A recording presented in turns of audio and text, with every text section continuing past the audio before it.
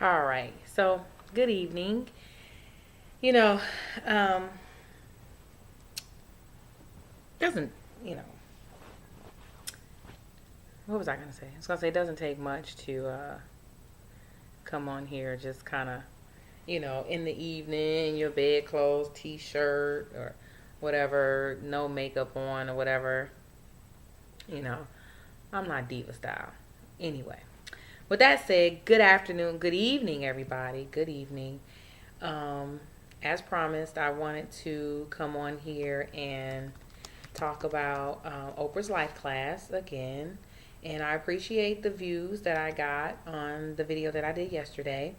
I still have to go back and do the ego video. Maybe I'll do it on the weekend when I have a few extra moments to go back and reflect on that. So today I wanted to talk about today's lesson and, again, give what I learned and what I take away from the lesson that Oprah is trying to teach to the world or to those in the United States and Canada. Um, um, Today's lesson was you become what you believe. And so essentially, if you didn't see it, essentially it's just that believing um,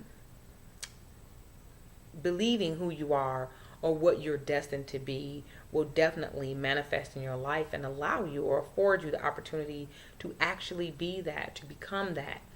Um, and you see it with folks all the time, such as Oprah and such as the other guests that she had on her show, the lady that came up with Spanx and the other lady that came up with Cheaties, I think it is, Ralph Lauren, and J.K. Rowling, who wrote Harry Potter books. Um, you definitely see it with those people. You always think, well, they're successful now. Um, they're successful now. So, it's like, oh, they already got it. But you have to remember that they came from a place where at one point all they were doing was believing that they could be who they are now. And when I thought about that, when I reflected on that lesson originally, you know who came to mind? Spark Wisdom. My girl Tina, Spark Wisdom. If you don't watch Spark Wisdom's channel, you need to go over there. If you are not motivated to be who you want to become, you need to watch Spark Wisdom. That's all I can say. Bottom line, we can end the video right here. She did a Spark Wisdom. She did an accountability group. I was fortunate enough to join the group along with I think it was two other young ladies, and it ended up being one young lady. And we did it. I think it was like 13 weeks or 12 weeks or 11 weeks. I don't remember. We kind of fell off at the end. But she kept going. She kept going. She still to this day posts her goals for the week, and because we still get the emails and I still see the emails from the place where we were posting them collectively. But I learned so much. I got so much out of that accountability group at a time where I was just smack dab in the middle of finishing up my master's. So I had mad homework going on. I was trying to secure a job. So I was driving back and forth between Georgia and Florida, trying to do job interviews and just a lot on my plate. I was leaving my son in Georgia to finish out the school year. So there was a lot on my mind, a lot going on. And in the midst of that, I'm trying to remain connected spiritually, remain connected to our personal relationships and just all kinds of things. But that accountability group, I will say, just gave all of us, I think, the drive and an extra push to keep going. And so, I think Spark Wisdom lives that, whatever it is that she wants to become. And I'm not sure what that is per se, but she's already doing it. She's already becoming it. She is doing it. And all I can do is learn by her example. I glean whatever I can off of her. Okay. I glean it. If I had a few extra dollars to pay her, I definitely would throw them at her and pay her whatever I had to get some knowledge off of this girl, because this girl is a go-getter.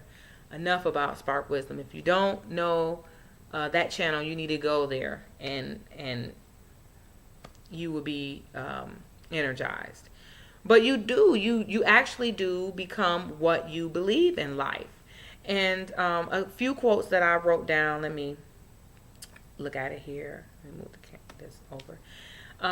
Know you are worthy of your best, of the best. And this is funny because that really touched me, because just recently, just a few months ago, maybe about 5 or 6 months ago, did I submit to the universe and say, you know what? I'm not settling for less anymore. I'm not settling for mediocre anymore. I'm settling for the best in everything. I'm settling for the best grades. I'm settling for the best relationships. I'm even pushing my son to try to be the best that he can be. And you see the eye roll? That is a struggle. That is a struggle. And I think that's probably my biggest challenge in life right now, is making him know that he can be the best that he can be. And I have a long way to go on that. Have a long way to go. So pray for me. A couple of other ones that were really good for me. Once you visualize what you want to be and you see it, let it go. She said, let it go. Let it go ahead of you and don't resist it, because then you'll follow it. You begin to follow it. And I think what I do is tend to visualize where I want to be, and then either I allow something to crush that or I resist it, because I have it. I have already inside of me who I will become. I can't really articulate that now, and I'm hoping that one day it will come for me. But I have it, and I know that it's great. However, I have a hard time just letting it go and letting it do its thing, and me following behind it, or following with it, not behind, but just with it, in order to become that. One thing that now that I finished my MBA, and I know I've said that probably on every freaking video since I graduated in June. Sorry. But it's a major accomplishment for me. But I knew back when 1995 was when I enrolled at Michigan State University. And 3 weeks later, I found out I was pregnant, already 4 months pregnant. And I had to leave school. All I knew was that I had to finish school. That's all I knew. And I didn't know that it would take me 15 years to do it. Had the circumstances been different or better, I would have done it in 4, 5, 6, 7, 10 years, not 15. And that's undergrad and grad combined. But when I finished my bachelor's, I stuck with it because I knew I wanted that master's. I knew I wanted that. Whether it got me a job or not, that's what I wanted to do for me. That was what I felt, was what I wanted to accomplish. And I didn't accept nothing less than that. I didn't accept not going or just putting it off and just working with what I have. Or I didn't even accept getting a B in the program. I got all A's and A minuses. I wouldn't even accept a B. If I thought that I was getting a B, I started freaking out and spazzing out. Well, my classmates laughed at me every time I did that, and my friends did too. When I started stressing out about getting a B and getting off the phone with them, like, I gotta go. I gotta do something else. I'm getting a B, but I wanted to be the best that I could be in that program, because I really felt like if you're a C, you're failing, to me in grad school. So if you're a B, you're just average. And if you're an A, then you're where you're supposed to be. It's not even exceptional to me. It's just where you're supposed to be. So that was my thing. And I think that now my goal, my new goal, or my next goal, is I think to go forth with a terminal degree. And I've thought about law school. I really want to go to Harvard, but I thought about law school, and that's not, it's not settling, so I don't think that's it. But I really think that I'm going to get my PhD. And I think a long time ago I heard the calling on my life to become a teacher. And at the time I thought I would be like a teacher in the church, because it was during a spiritual time in my life where I thought that I would be a teacher in the church. But my thing was, well, I don't remember scriptures in the Bible, which is funny. That's a whole nother story within itself. There's only one scripture I remember. But, and now I know in retrospect, you don't have to remember scriptures. But I heard that. I heard that calling on my life to be a teacher. And I have been a teacher. So I have become that. I have been a teacher to many, many, many people in my life. A lot of my friends look to me for advice or on things to, what, you know, to do, or how should they handle this, or what steps they should take. You know, I have my best friend, she'll call me and say, I need you to do this, you know, or I need you to show me how to do that, or what do I do for here? So I've been a teacher. I've been a mentor for young women, you know, in my community. When I was at Eastern Star, we had, I started a mentorship with the local high school with young women.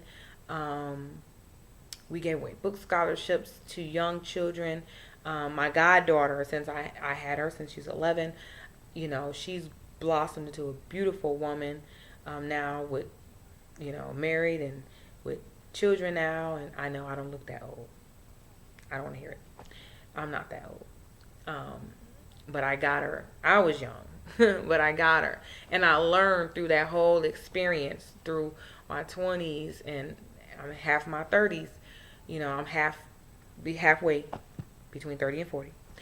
And, but I've learned so much. And I think that in being the teacher, I've been the student, and I'm always the student.